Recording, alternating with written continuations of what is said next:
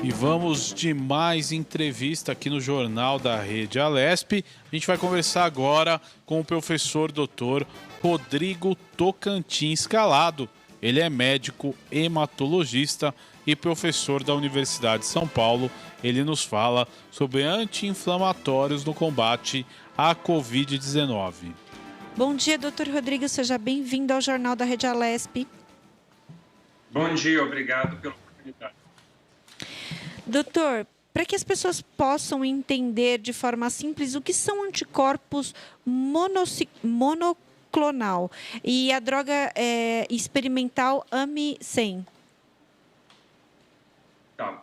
Os anticorpos monoclonais são tipos de medicamentos utilizados para o tratamento de diversas doenças e eles são produzidos em laboratório a partir de células de pessoas que, para reconhecer determinados proteínas ou determinados antígenos dentro do nosso organismo, para inibi-los.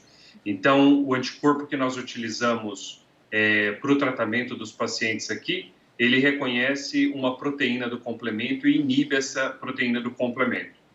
Já o ANY101 é uma pequena molécula, uma pequena partícula que inibe também o complemento em outro local, mas de uma forma diferente. Em vez de ser um anticorpo, ele é uma pequena molécula que faz a mesma ação.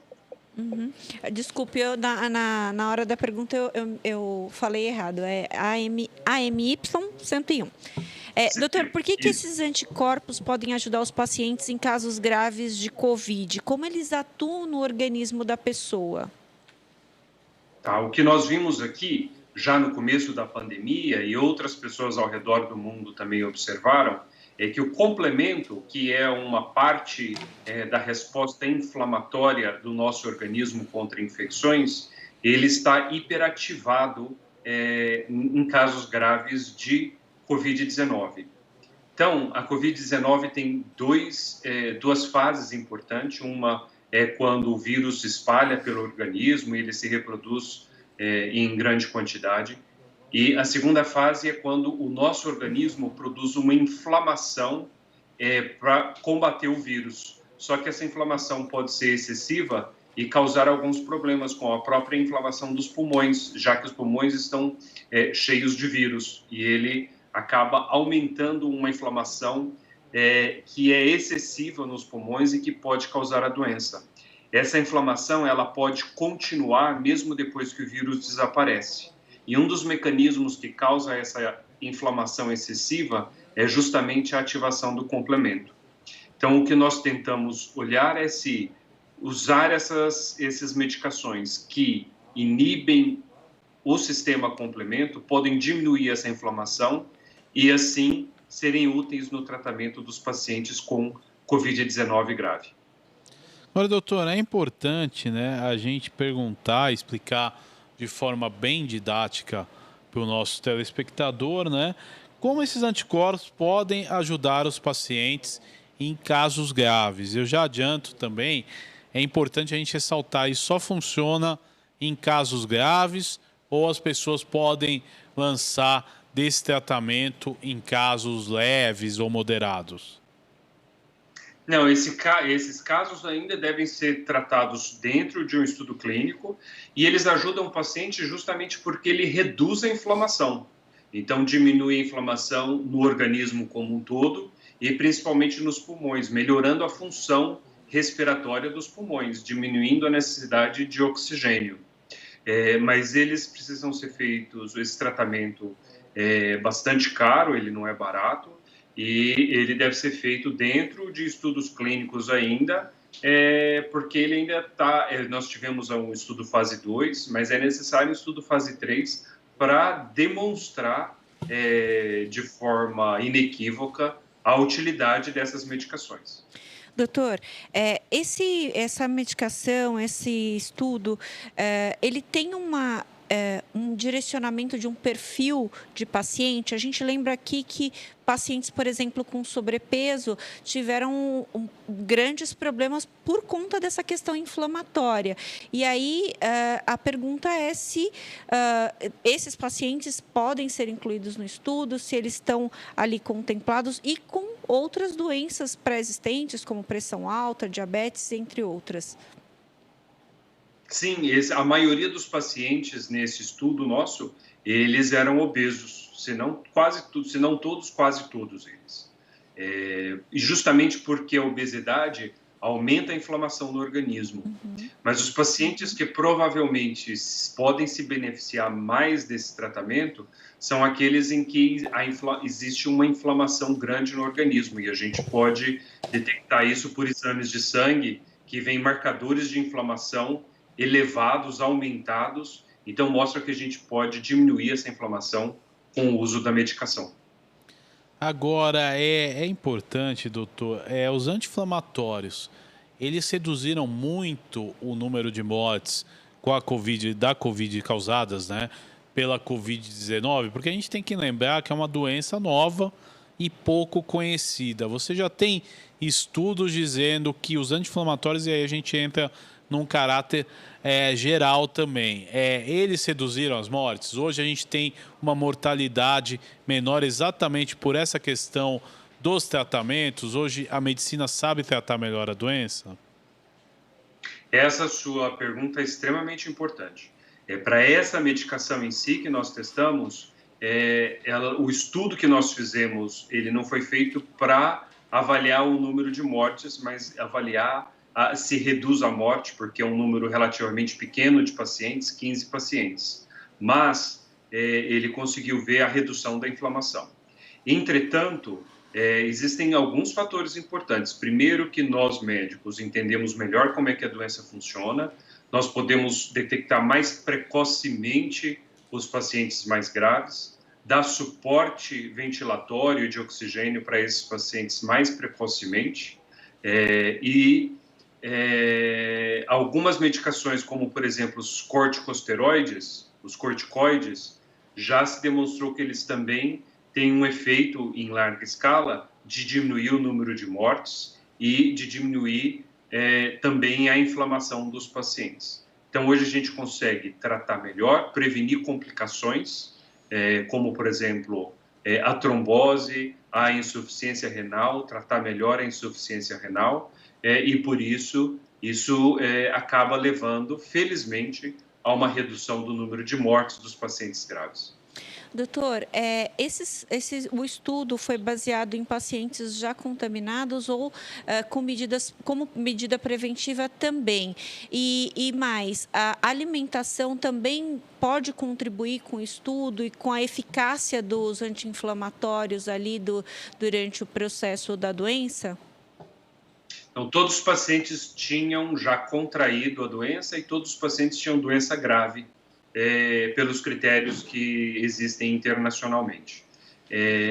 Nós não avaliamos nenhuma influência da alimentação sobre o efeito dessas medicações, mas outros estudos mais para frente podem contribuir para entender melhor esse efeito. Perfeito. Doutor, com relação à produção, quais são os custos? Como é que é o processo? Além de apresentar como alternativa com os resultados, é viável no sentido de produção e distribuição? Então, o anticorpo monoclonal, ele é um tratamento muito caro. Cada tratamento vai custar aí entre 50 a 100 mil reais por paciente, como a gente fez. Então, ele se torna relativamente inviável. Por outro lado, a NY-101 é uma medicação que pode custar 500 a 1.000 vezes mais barato que o anticorpo monoclonal. Então, isso torna muito mais atrativo e com efeitos aparentemente similares para o tratamento de pacientes. Doutor, o senhor acha possível que essa terapia seja uma alternativa à vacina, e aí aplicada nas pessoas ou a um grupo de pessoas? A gente sabe que muitas vezes as vacinas têm algumas restrições. A gente sabe que, por exemplo, tem vacinas que a gente tem aí no mercado que, por exemplo, a pessoa que é alérgica a ovo não pode. Então, quer dizer, esse grupo não pode ter essa dose de imunização. E nesse caso, por exemplo, se a vacina cria uma restrição para um grupo, essa terapia pode vir a suprir essa necessidade, esse grupo que não possa eventualmente tomar a vacina? Ela não substitui a vacina, mas pode ser complementar, porque a vacina, além das restrições que você mencionou, existe o fato de que a vacina provavelmente não vai ser 100% eficaz. Então, se tiver 50%, 70% de eficácia, que é o que se espera das vacinas que estão em desenvolvimento agora, você tem 30% das pessoas que ainda, apesar da vacinação, ainda podem correr o risco de ter a doença. Então, para aqueles que ainda correm o risco de ter a doença, e se eles tiverem a doença grave, esse tipo de tratamento pode ser benéfico para esses indivíduos. Então, é complementar ao processo de vacinação, caso o vírus continue circulando. Doutor, esse método ele já pode ser utilizado em larga escala? Em que fase que está a pesquisa? Ainda não. Nós fizemos um estudo fase 2 e agora nós estamos trabalhando para começar um estudo fase 3, em que você tem o grupo de pacientes que recebem a medicação e o grupo de pacientes que recebe o placebo, estão no braço controle, justamente para poder quantificar a contribuição dessa medicação para o tratamento da doença. E para outros parâmetros, como vocês perguntaram, para evitar mortes e outras complicações. Doutor, me parece que o senhor está bem otimista com relação a esse estudo, está bem, a impressão que a gente tem aqui é que há um grande otimismo com relação a esse estudo que o senhor está falando aqui para a gente. Quantos pacientes estão nessa fase 2, indo para 3, e qual a eficácia vocês observaram até o momento? Isso. Nós tratamos aqui no estudo fase 2 15 pacientes. No estudo fase 3, deverão ser 144 pacientes, mas são 144 novos pacientes que começarem a doença. A gente ficou bastante impressionado positivamente com os resultados nesse estudo fase 2, por conta da rapidez da melhora dos pacientes e a qualidade da melhora dos pacientes, em termos principalmente da função respiratória, mas claro que, como cientista, a gente tem que ter muito cuidado e olhar com ceticismo esses resultados. Então, o estudo fase 3 é essencial para que a gente possa ter, de uma forma sem nenhum viés de análise, a gente ter um resultado científico e ter mais segurança na eficácia dessas medicações, para ela poder ser utilizada em larga escala. Doutor, qual que é o perfil dos pacientes que estão nesse estudo? Mais homens, mais mulheres? São mais ou menos equivalentes? A faixa etária que eles estão inseridos também tem influência no resultado aí do estudo, da pesquisa? Essa é uma pergunta também muito importante. Como vocês devem saber, a maioria dos pacientes que desenvolvem doença grave, os homens têm mais chance de desenvolver doenças graves do que as mulheres. Pacientes obesos também têm mais chance de desenvolver doença grave. Então, esse é o perfil do que nós tivemos. E os pacientes mais idosos, eles também, por uma série de razões, dentre elas, terem mais complicações, doença cardíaca, doença pulmonar, doença do fígado, hipertensão, diabetes, eles têm mais chance de ter uma doença grave e falecer da doença justamente por conta desses outros problemas. Agora, doutor. Então, o perfil dos nossos pacientes, eles estavam desde 35 anos até 74 anos. Agora, doutor, é importante, né, a gente salientar e reafirmar isso bastante. Aí saindo um pouco do teu estudo, da tua pesquisa, é como a pessoa que tem sobrepeso, a pessoa que está com obesidade, ela pode se prevenir. Lógico que a gente sabe que a primeira resposta é o emagrecimento, mas é um processo que geralmente é demorado. Quais os cuidados a mais que essa pessoa deve ter?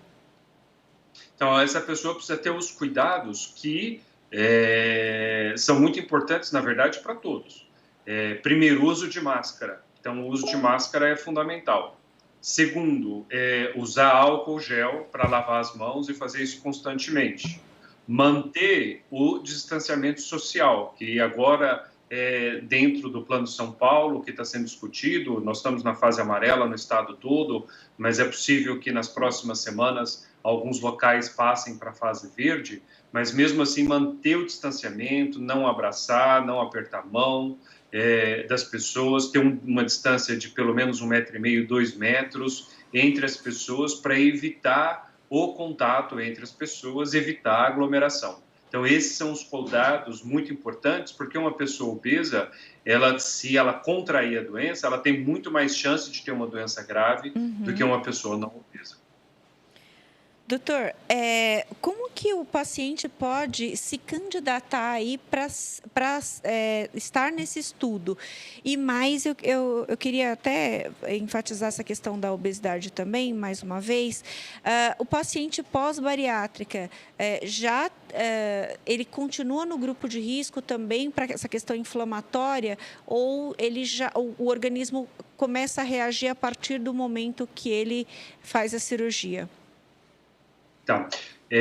Da sua primeira pergunta, o estudo, quando ele deve abrir em breve, mas aí os pacientes vão estar internados em hospitais credenciados para o estudo. Então, na verdade, os médicos que acabam credenciando os pacientes.